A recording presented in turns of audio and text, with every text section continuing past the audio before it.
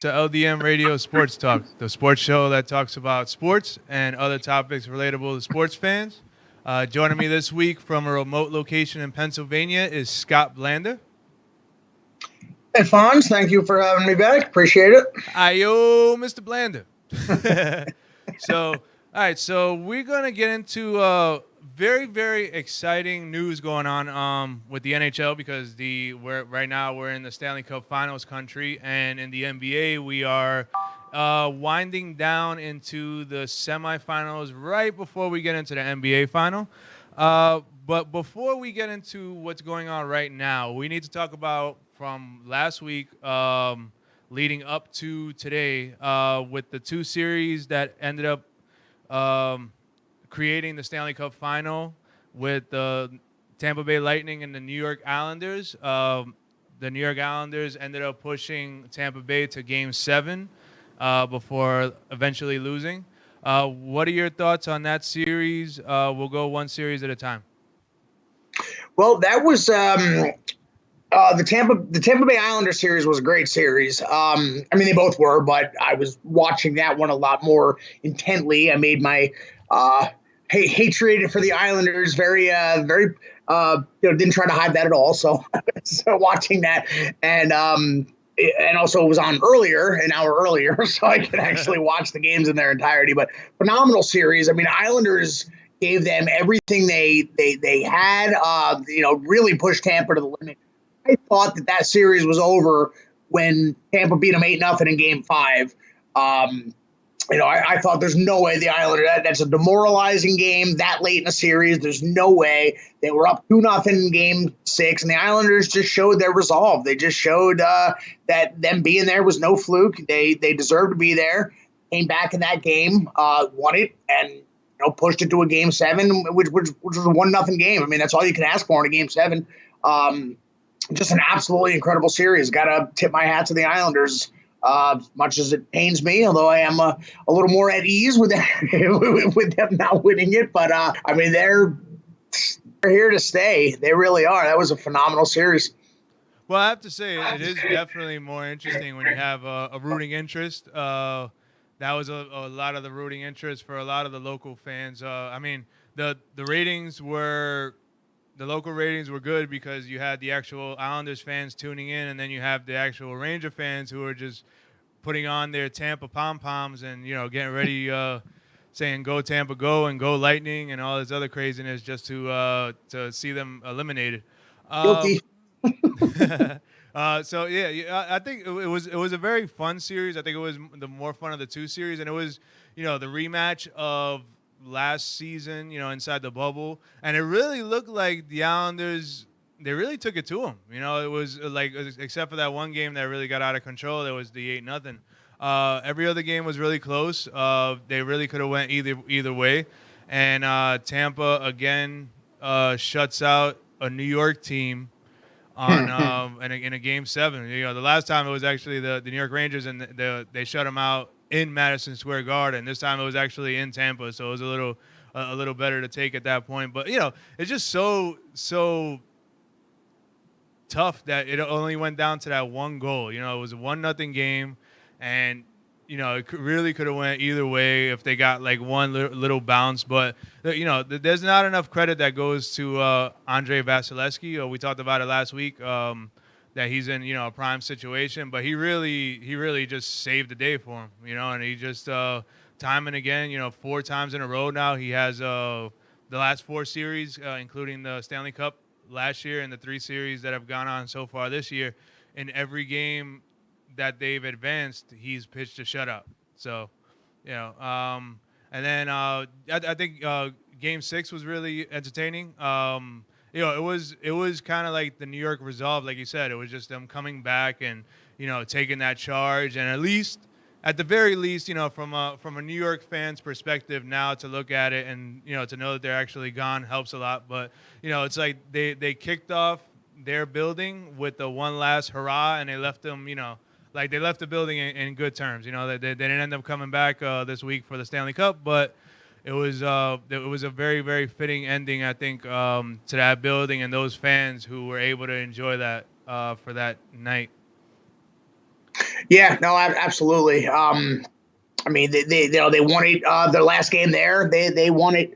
And like you just said, they were hoping to come back for one more round, the big one, but just wasn't in the cards. Tampa's blowing through everyone except the Islanders. I mean, they really showed they gave them everything they could handle, and took them to a 1-goal game 7. Kind of, as much as it pains me, got to tip my hat to them, and very very entertaining stuff. And Tampa's proving why they're pretty much the best team in the league.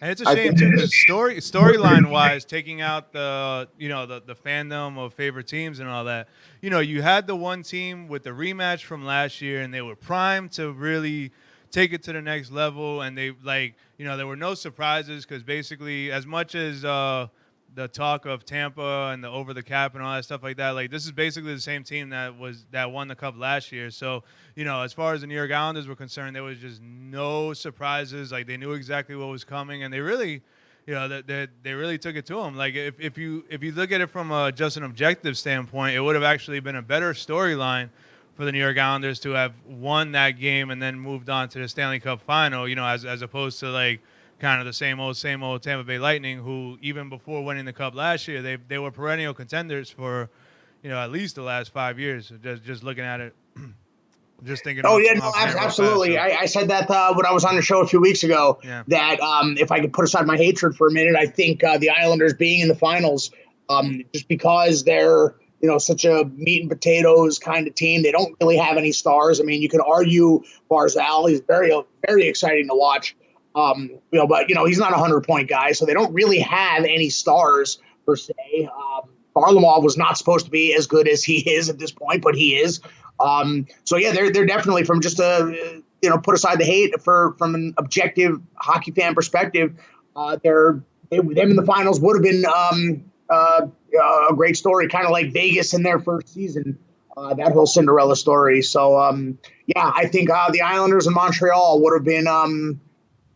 For storyline purposes, I think would have been the best matchup. And those two teams, I think, would have matched up against each other very, very well.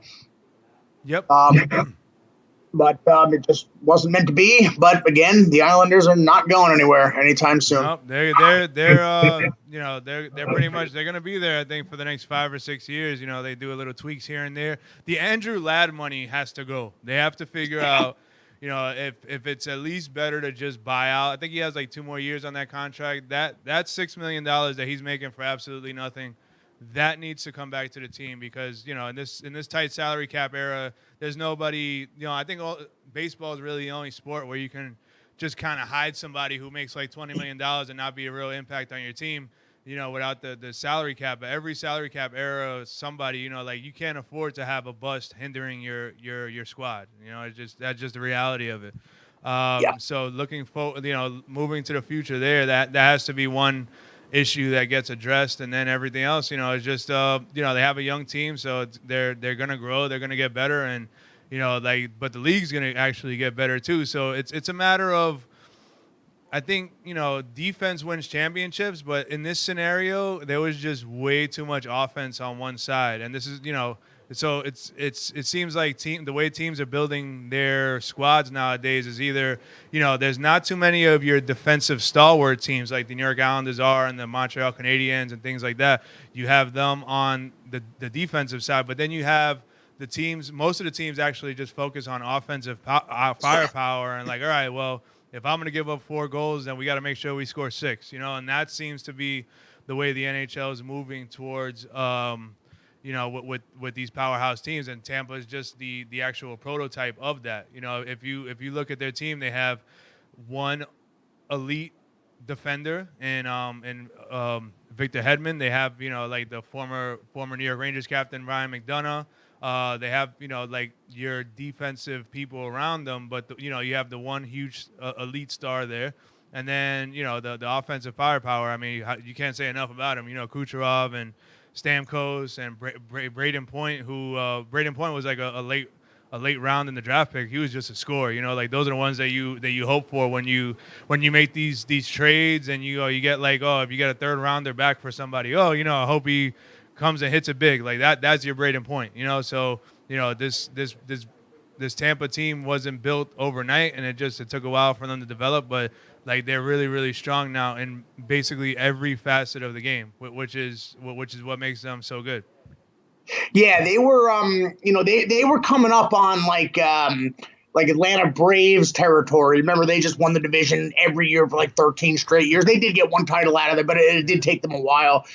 Detroit Red Wings, in the early to mid 90s, they were just coming up short every year. They set a record in 95 for points. And then got swept in the finals by, I believe, a 7-seed Devils. So, Tampa Bay was coming up on that kind of underachieving disaster had they not won it, and they finally exploded. And coincidentally, Detroit did the same thing. They won the Cup in '97, then they won it again the next year, and won 2 more after that. Tampa finally broke through last year, and they're not happy with just the one. This window is going to close soon because they are clearly, as we're well aware, they are clearly in salary cap hell. So this window is going to close soon, and they are really showing that they are not happy with just one. They want the second. I think they're going to get the second. I'm not saying it's over after this, but there's going to have to make some tweaks as well. But they're making sure that this particular window of opportunity, before it shuts, they're not gonna go down as a bust. They're going to get the second this year, and we'll see what happens after that. It's an interesting take. We always think like, they have to just get rid of somebody here and there. Who are you sending these people to? Because like really, 85% of the NHL or like 90% of the NHL teams are in salary cap hell themselves. They don't have any real money to spend and things like that. Where are you sending all these people? It's going to get to the point where some stars are just going to have to take like bridge deals where they just sign like 1 year, $4 million, just to get through to, hopefully better days in the salary cap. Because we don't know, at this point how it's going to go up because of the COVID aspect. So it's really, there's a lot of teams that are going to be hamstrung at this point. It just, like the stars aligned where Tampa Bay, which Gary Bettman ended up coming out saying that they investigated it and they didn't really do anything wrong. So it was just a perfect set of circumstances that just lined up for the Tampa Bay Lightning to be able to have success this year. You can't really fault them for that, No, definitely not. Obviously, I heard some Islander fans, plenty of them, not happy. I mean, and sure, they have a right to be upset, but you can't blame the team. I mean, it's a loophole, in the CBA. I'm sure that loophole will get closed. Next, I think the CBA is up in 2 years. Great, another lengthy lockout coming up. Fantastic. But I think they'll probably do something about it because this is now the second time this has happened. And I didn't realize it at the time, but it happened as Chicago did in 2015 against Tampa, coincidentally. Yep. With Patrick Kane, and they were over the cap, and they ended up beating them in the final. So you can't fault the team. The Islander fans are absolutely right to be upset about it, but it's the league's fault. Tampa did nothing wrong. It's a loophole. They simply took advantage of that loophole and broke no rules. So of course they're going to do it. I mean, Kucherov might be he's definitely top 3 players in the league. Clearly the best player in the playoffs. He's pretty much got. If this is a short series, I think he's pretty much got the Conn Smythe locked up. If it's a long series, I think you could see Price get it in a losing effort. It happened several times before where a goalie who's just stood on his head. On the losing team, he pretty much, I think that's the only losing team player that's ever gotten it is in fact the goalie. And I think Price is certainly making a case for it. But that being said, Kucherov is, definitely the best non-goalie in the playoffs. So of course they're going to take advantage of that. But I think, they'll probably do something about it in a couple of years. Maybe they won't, because apparently after the 2015 thing, it was brought up to the owners, and the owners decided to do nothing about it, which of course they're going to do nothing about it. Of course the owners want to keep it as is so they can bring their stars back for the playoffs for a run. Yeah. So it'll be interesting. I'm sure maybe the Players Association might be, set against it. Who knows what issues are going to be the difficult obstacles to get past, but I'm sure this will be some kind of an issue. Whether they keep it or not remains to be seen. But yeah, you can't blame Tampa for taking advantage of the laws as they're written. Absolutely. The poetic justice, actually, that the Tampa Bay Lightning were the only ones that objected in 2015 because it affected them. And then, like they had a vote and they were the only ones that voted, to take a look at it. So they were like, oh, well, all right. So we're going to do it. We're just going to do it 3 times worse. And that's basically what ended up happening there, which is, if you look at it from that standpoint, it's actually pretty funny. But it's just not funny to, people from Carolina or New York. Yeah, they are certainly not laughing. But, we'll look at the other series now. So before we get to our current series, the Montreal Canadiens ended up beating the Vegas Golden Knights in 6 games. What were your thoughts on that? Admittedly, I didn't watch much, but of the series again because of the times that it was on. But I've been following it. I was watching the highlights afterwards, looking at the stats. Montreal. I mean, we'll get to the finals, but I mean, Montreal proved that they were no fluke in the first 2 rounds. That comeback against Toronto, I thought, sweeping Winnipeg. I don't think Winnipeg was really anything that special, but a sweep's a sweep in the playoffs. And Vegas, of course, the President's Trophy winner.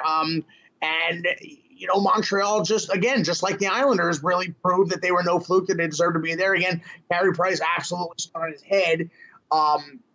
But that whole team, again, they remind me a lot about the Islanders. Then I meant to bring that up. That's another great reason why Islanders Montreal would have been a great finals, because they again, no real, other than Carey Price, of course, no real stars outside of the crease on that team, and they were very young, and they just gelled real quickly. I mean, again, like if they were in the Rangers division, they wouldn't make the playoffs.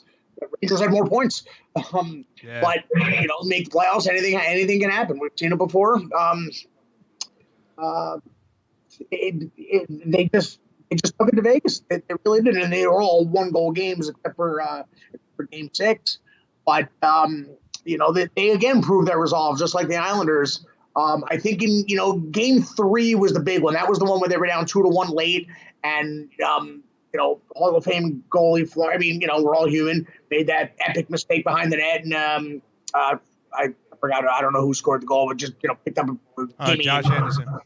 Yeah, and then tied the game with 2 minutes, and they won it in overtime. I mean, that's a huge swing right there. Now you're up 2-1 instead of being down 2-1. And they ended up losing game 4, so they could have been down 3-1 if that didn't happen. So they're a great bunch of kids, and they prove that they deserve to be in the finals. Yeah, I think. The one aspect of the Vegas Golden Knights, and if you look at them, the way they're structured, they're just star-studded throughout their whole lineup. Like if you look at the tails of the tape between the Tampa Bay Lightning and the Vegas Golden Knights, you would think that they'd be evenly matched up with, having a star defender with Alex Pietrangelo, and then you have your cup-winning New York favorite Alec Martinez, who would be kind of like your Ryan McDonough comparison there. And then we don't say his name. Yeah, right. And then you have you have your star-studded Max Pacioretty, and then Mark Stone, and everybody else on the list. But I think what this Vegas team reminded me of was the 2012 New York Rangers when they had that run. They were the President's Trophy winners, which Vegas wasn't the President's Trophy winners, but they were really good. And they end up, the first 2 rounds they had these tough matchups. They ended up having the Montreal, the Minnesota Wild took them to 7 games, and Vegas Golden Knights got shut out twice by local favorite Cam Talbot. So, they go to a 7-game series there, which if you look at it, they probably had no business having a 7-game series there, even though, we broke it down in our show, our preview show, that they actually had the Wild had played them good during the season. But, pound for pound, Golden Knights should have won that one in 5 games. Takes them an extra 2 games to eliminate the Wild, and then we go to the next round where it was the perennial Stanley Cup favorite Colorado Avalanche, they have that, and they have to exert, everything they got into these 6 games, and then they ended up taking it over there. And then when, so basically the first 2 rounds, they were tough matchups. When they got to the good matchup, which is the Montreal Canadiens, which you'd think they should have just absolutely blew the doors off of them, they weren't able to capitalize. You have Mark Stone, who didn't have any points in the series. You had Max Pacioretty. I think he had like one goal or 1 assist in the series. Just not enough from your top line stars who have been doing it all year. And, Carey Price was really good, but at the same time, it was more of, I think Vegas just ran out of gas. Yeah, and that is a good comparison to the 2012 Rangers, because the Rangers were the same way. They went they were the 1 seed. First round against Ottawa went 7 games. In fact, the Rangers were down 3-2 and had to win Game 6 in Ottawa to force that 7 game. Yep. Second round, I want to say Washington, I think. Yep. But whatever the case, also 7 games. You can't do, and of course, I think they were better than the Devils in that conference finals, but they were, after being up 2-1, they just kind of ran out of gas. It's very, very difficult to go 7 games in the first 2 rounds and expect to win the Stanley Cup, no matter how good you are. I mean, the NHL playoffs is just a brutal assault on these guys. You read the stories every year about how after the playoffs, who was hurt, has broken bones, guy. You remember when the Rangers lost 2015 after that Game 7 at Tampa. You were hearing all of the stories coming out about how banged up these guys were at the Rangers. I think Mark Stahl was playing with a broken foot. Yep. A couple other big guys that were just. I mean, you can't.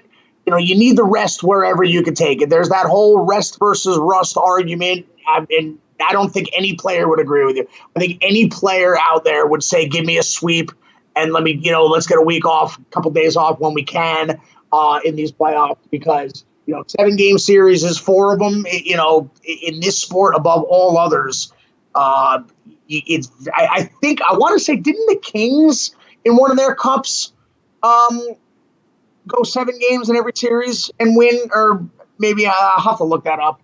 But maybe one team ever has gone 7 games, in all the series and won the cup, but very, very difficult to do. The Los Angeles Kings came the closest. If they had 7 games in 2014, they had 7 games in the first 3 rounds before they actually got to the Rangers series and Stanley Cup final, and then that's when they ended up winning in 5. Oh, good. So not only did we lose the cup, but we were the only team that not taking the Yep. Yeah, definitely.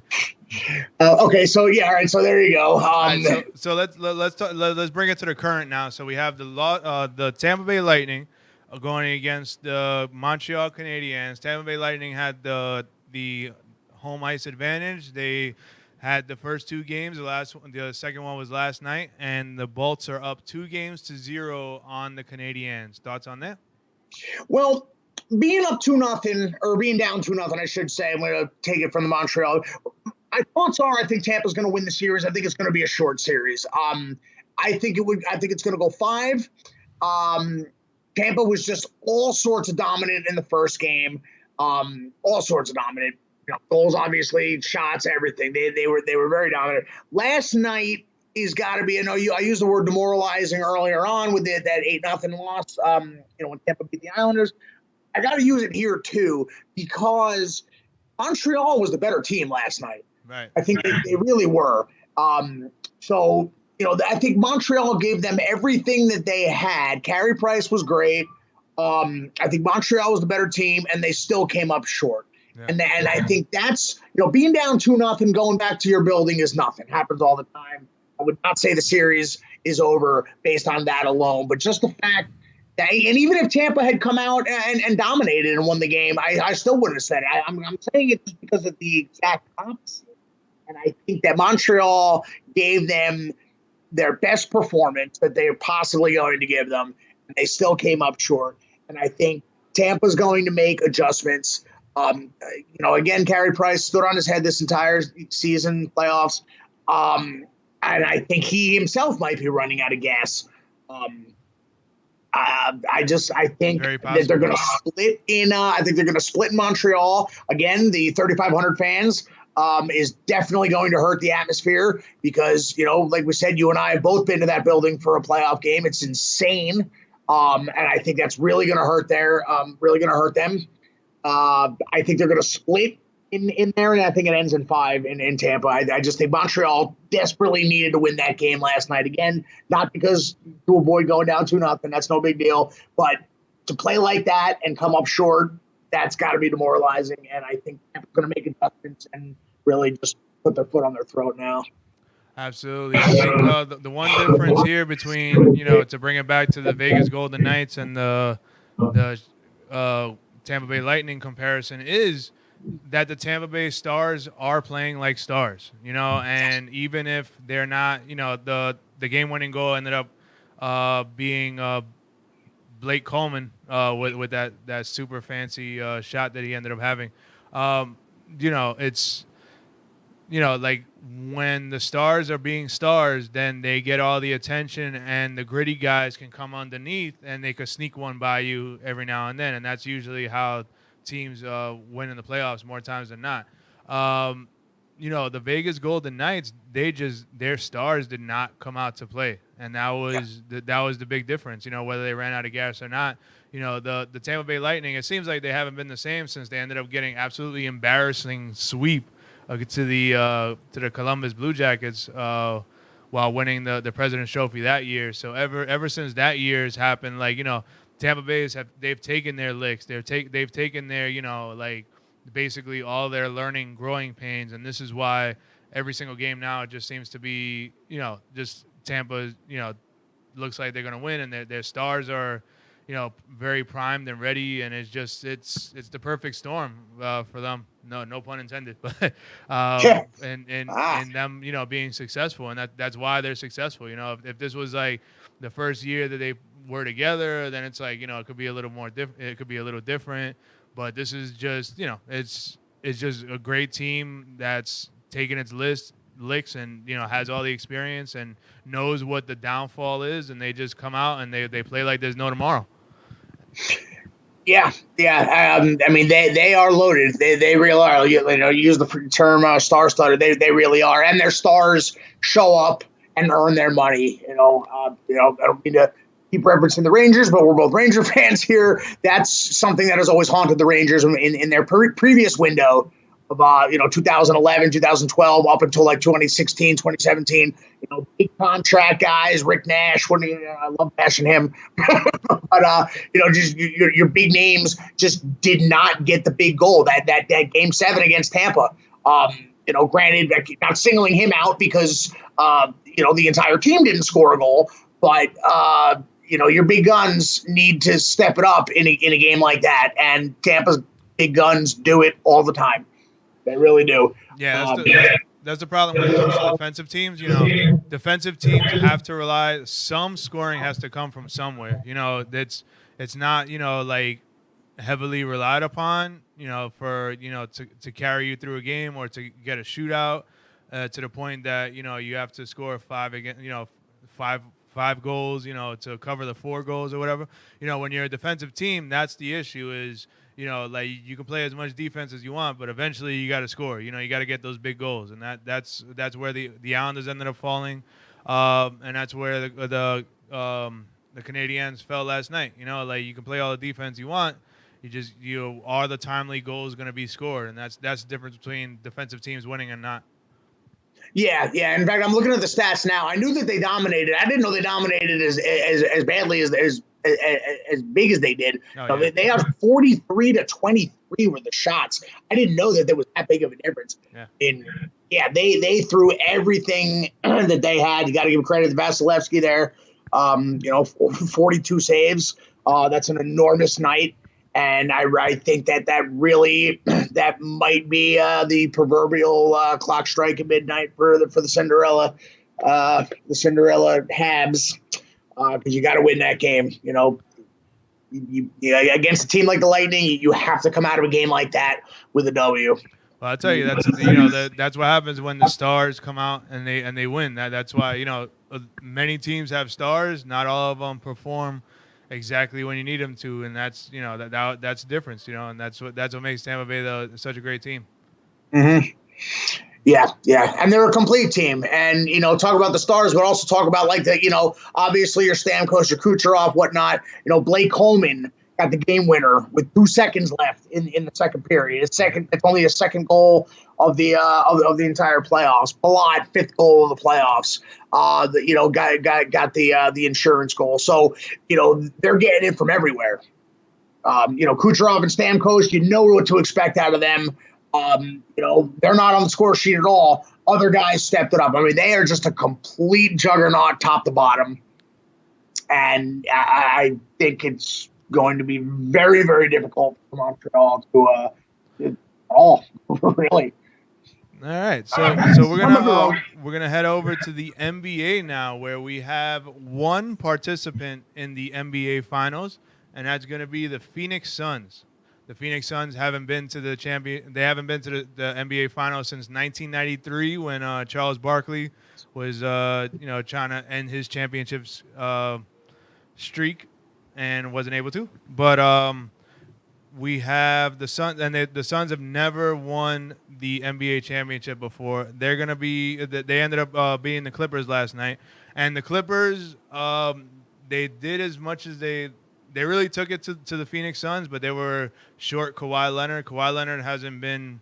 He's missed I think the past 7 games. It's been a really, really tough road. Just bad break for the Clippers. Now, when we look at the NBA as a whole, there is major talk, and LeBron James actually came out publicly and tried to be like an advocate for the players here, basically saying that they had too short of an off season with the condensed schedule. They just didn't have enough time to rest, and this is why virtually every team has big injuries. Now, every single team seems to be having like a big injury to their stars, which is what the NBA to this magnitude hasn't seen. What are your thoughts on just big injuries in general and what's going on in the NBA, and how the condensed schedule could have come into play here? I don't know if I necessarily agree with that statement. I mean, yeah, you're putting, LeBron James, you're putting 2 and 2 together and saying, okay, well, you got record injuries to stars, and this happened to be a condensed schedule. Maybe it's related. Maybe it is. I will say that it definitely, he does have one point in that it definitely hurts the league. I mean, you don't want to see injuries at all, let alone your stars. But I think of all the professional sports leagues, the NBA is the most star-driven league rather than team-driven. You don't really see it on that level that you do with the NBA.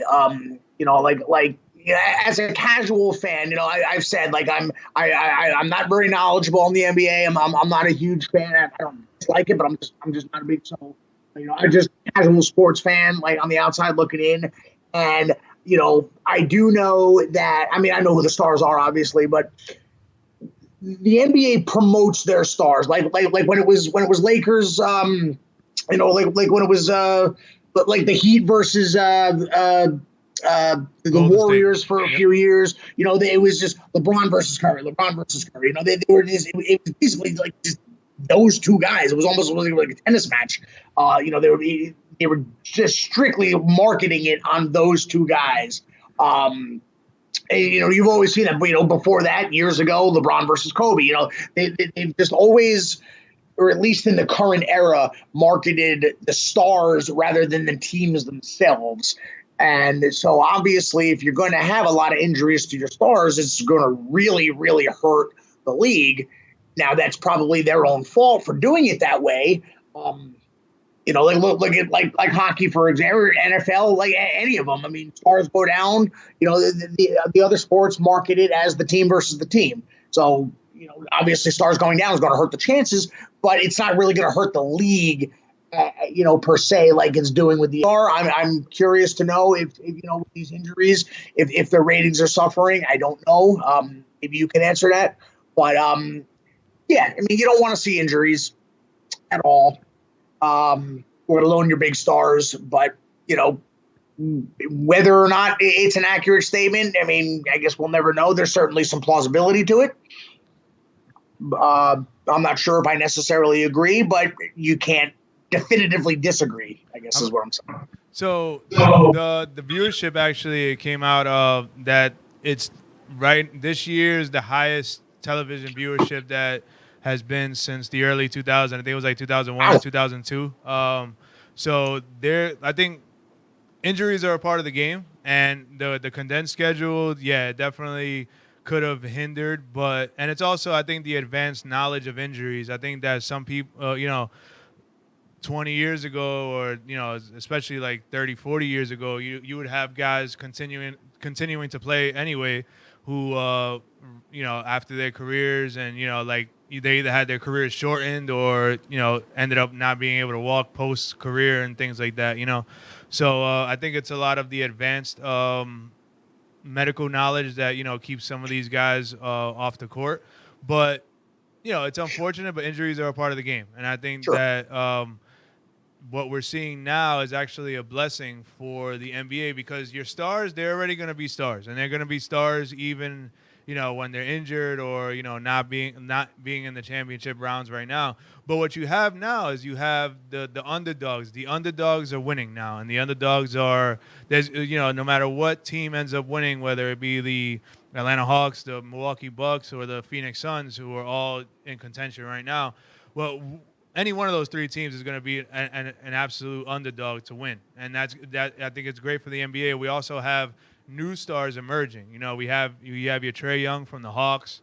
You have the Greek Freak from Milwaukee, who's going with kind of like the Chris Paul realm for the Phoenix Suns, where you have like your one guy who hasn't won a championship that needs to kind of solidify his resume with a championship. One of these guys are going to get a championship, and I think it's better for the game to have the parity like you have right now. You have three pockets of fans where like the Hawks, the Bucks. Well, we have Milwaukee, Atlanta, and Phoenix right now, who normally at this time of year are just either just bandwagoning on another popular team, or they're just forgot about basketball completely. Like, these are three markets that are really into it right now. We just lost the LA Clippers last night, who were into it too, and they're just it's the growing of the game, and right now the benefits of it with the TV viewership. And there's actually, like, last year would have been different because your only option to watch was because of COVID was on TV.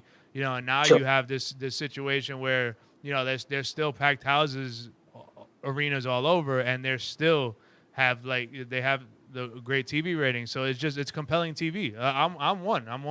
Normally, when the New York Knicks are out, which is my favorite team, anybody, when you have your favorite team, they're out.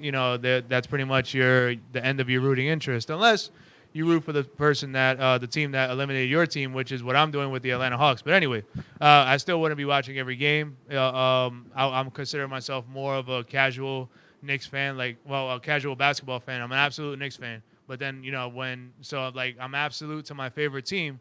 But when my favorite team is out, then that just kills my interest for the rest of the sport for that time being. Now, you have these interesting storylines, and it's not the same old, same old. It's not the predictable things. It's not, like the free agencies came together and now they're, it's automatic championships or even contention. Like, what we're seeing now is absolute compelling TV. And it's a great storyline no matter what way you slice it. And it's just, I think it's better for the game, and it's better for the future of the game to have more markets involved. If you only have 2-3 teams that are gonna make it, then everybody, like your real hardcore basketball fans, gravitate toward those people, but you lose everybody else. Like, now you have your casual fans, and you have fans growing right now in Atlanta, in Milwaukee, in Phoenix. Phoenix, I'd say maybe more. They have the one baseball championship from the Arizona Diamondbacks. Maybe they're more baseball. Maybe they're more football because of the Cardinals there. Maybe, I don't know. I'm not exactly sure what Phoenix is, but I'm not gonna say they're an absolute basketball town. Milwaukee leans more towards Green Bay, the Packers, I'm sure. So like they're making the the marketability of the Greek Freak and Chris Middleton and everybody else being involved there, they're growing that game in Milwaukee, where I'm sure 10 years ago nobody cared about basketball in Milwaukee, except for the actual small pocket of diehards. And then you have like the Atlanta Hawks, making Atlanta big again. They haven't won a championship since the Braves in 1995. So that's one very underrated sports market that definitely needs to that rejuvenation there. So like you have these you have these markets, and they're making names for themselves, and this is only going to add on to the actual stars that are already performing and already going to be there next year. Your Anthony Davises and your LeBron James and everybody else. They're all still stars, not playing. But now you have new stars growing, and you have new teams, and you have new, like basically more eyes on other places, and it just grows the game. Yeah, no, and that's an excellent point, and I didn't really realize it until I was just looking through who the Final Four was. The parity is great, and again, as the casual sport fan, not the diehard NBA fan. Although I'm sure a diehard NBA fan would have the same attitude that it was getting old with the finals. Like, oh, gee, Golden State's in it again. Miami, back when Miami had LeBron, Miami's in it again. Lakers are in it again. It was just the same thing every year, and it was getting boring. So now, you've got four teams. Your Final Four was all completely different. Just something most of those teams we've never seen, at all. And you said, Phoenix, first time in 30 years. It was to have some new fresh blood in there, and that's exactly why when we talk about LeBron's statement that I took kind of an issue to it. Yes, he might have a point about the stars, but he also said something about like which he didn't mention anybody by name, but he said something along the lines of like they're not getting the stars, that people aren't getting the stars they want or whatnot. He was literally referring to himself. I mean, everybody can see that. So he was basically saying, the NBA is suffering because I'm not in the final. So, I'm looking at it the complete opposite way, that it's good to have new blood in there. And like you said, like guys that are up and coming, guys that aren't those huge names that are making their names for themselves. They got the opportunity.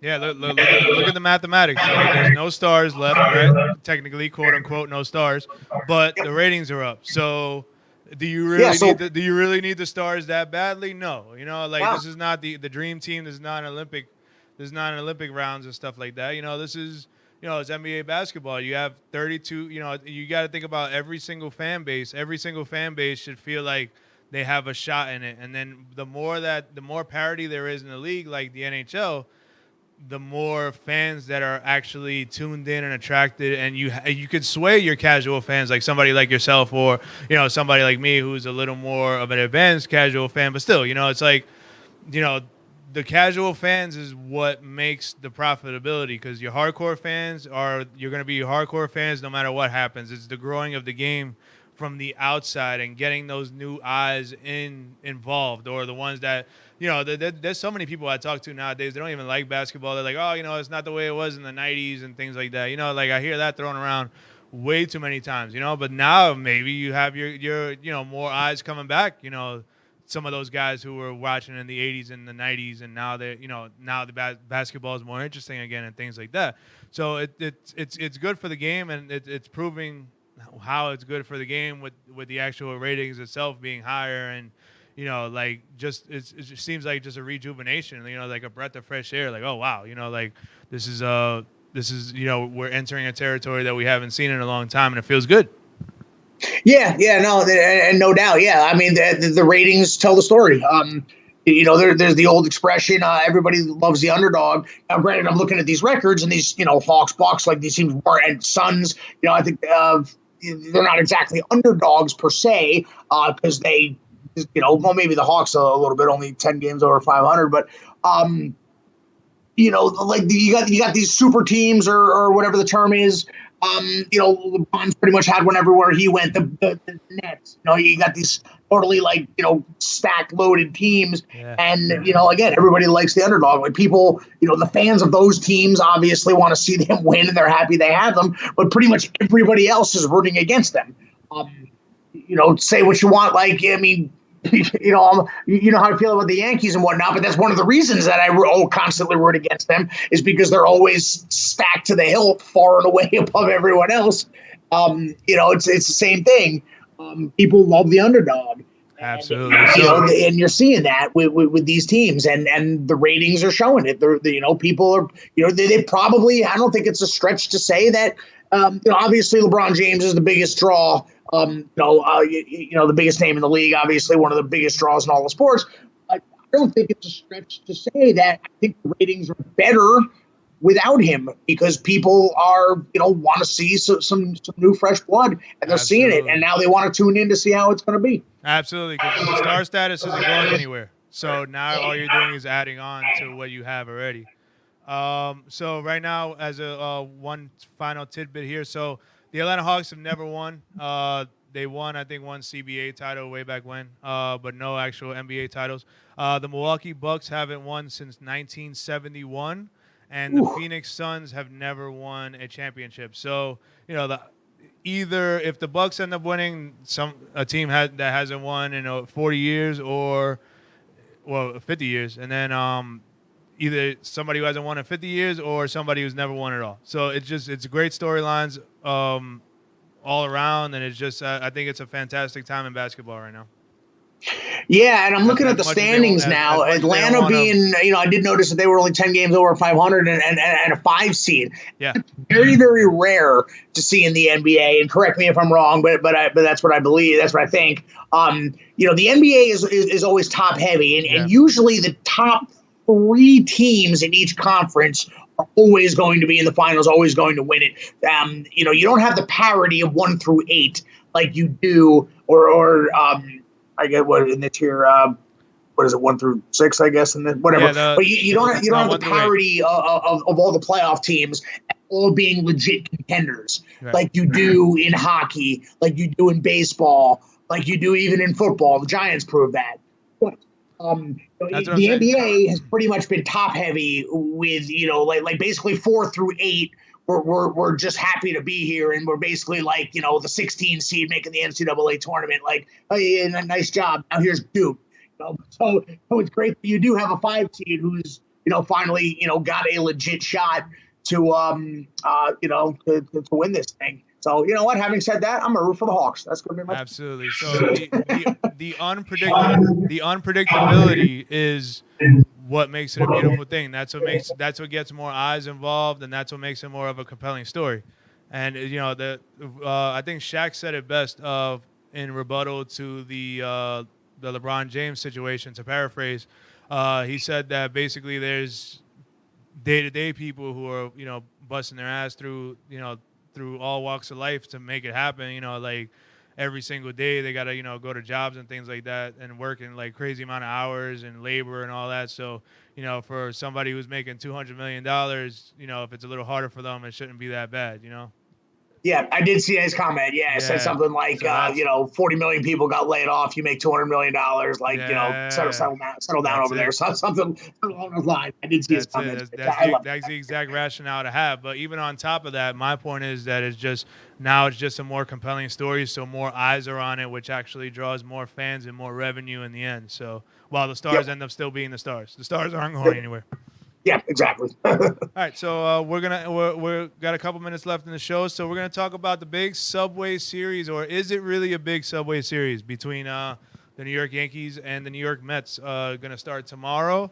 We have the New York Yankees are sitting in 4th place and 9th overall in the American League. So if the season ended today, they would not be in the playoffs. There's 41 and 39. And the New York Mets are in 1st place at 41 and 35. Remember, they lost a couple of games earlier to kick off the season due to COVID, so they're a couple of games behind playing-wise. But they're in 1st place in their division by 2 games over Washington, which is pound for pound probably the worst division in the major leagues. But they're in 1st place, so that's good. And so they're 4 losses. You know, basically they're like 2 games behind the Yankees, 4 in the loss column, ahead of the Yankees. So, what are your thoughts on the series? What are we looking at here? How excited are you for this to be happening? I'm actually pretty excited. You made a good point. You said, is it, you said the big Subway Series, then you said, well, is it a big it is. And I think, the Subway Series has definitely lost its luster in over the years. It was, I remember when they first started it in the when they first started interleague play, it was a huge deal. It's kind of lost its luster, but it's always going to be big for the bragging rights. Mets versus Yankees. Yes, it's not a rivalry. That's why it's great, because it's not a rivalry, but the two city teams get to go at it. So it's always going to have that. But for the first time in a long time, both teams are legit contenders. And I'm looking at now the Yankees. The division might be slipping away, but that wild card, they're right in that mix. And let's be realistic. The Yankees will go on some kind of 7-game tear. Like, it's going to happen. Yeah, they have some issues currently, though. They are definitely not the team that they look to be on paper. It's just, as far as the Yankees season goes, they went from not being able to hit in the playoffs, which is why they've had short playoff runs, to this season just not being able to hit at all. Yeah. Like the homer or bust, they used to hit a bunch of homers in the regular season, and now they're hitting a couple. But, like if you look at the batting averages, they're just, the DJ LeMahieu's at 270, and then Stanton's at 263, I think. But then everybody else, I mean, it just bottoms out. Everybody's just under the Mendoza line, the 210, 220. It's it's just awful. It's just the Yankees got to hit more, and they're not hitting enough. Maybe they'll get a little cure in going against the New York Mets. But how big of a series is this for the New York Mets? They are pitching Jacob deGrom today. The only way that Jacob deGrom would be in the Subway Series is if this game tonight gets rained out, because they're playing Atlanta. Of course, Atlanta is a divisional team, so you're going to throw your best pitcher to get the divisional win over your non-conference, totally opposite of any kind of tiebreakers in the other league, the New York Yankees. So I don't think it's I think it's more it's always been just bigger for the fans, especially Mets fans, because they get teased so much and all this other nonsense from Yankee fans, and a lot of Yankee fans are not the greatest of people when it comes to being fans. we know that. The New Yorkers are who they are. So you got your good guys, you got your bad guys, and it just unfortunately that's what makes it as big of a series as it really is. I don't think as far as these two teams go, it's non-division, it's non-conference, non-league. I mean, it's just the total opposite of everything. And when it comes to tiebreakers, it's pretty much on the lower level of any tiebreaker that comes, because, first is division records, and then it's conference records. So, it's as meaningless as a game as it can be, rather than just being a regular season game. You always want to get the wins, because obviously you need wins, but, there's no real ramifications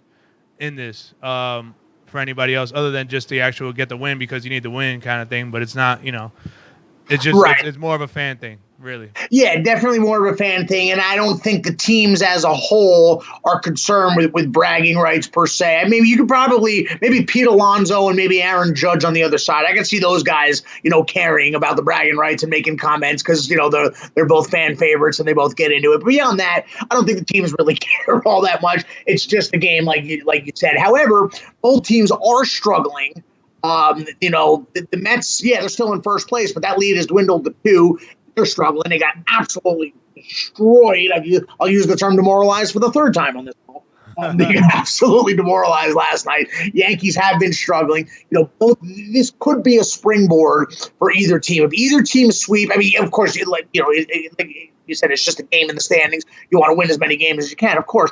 If either team sweeps, those teams' fans are gonna, have a field day, but it could be a springboard for both teams to start heading in the right direction again. Because, again, they are both legit contenders. Maybe one makes the playoffs. Maybe neither do. Maybe they both do. But they're both legit contenders.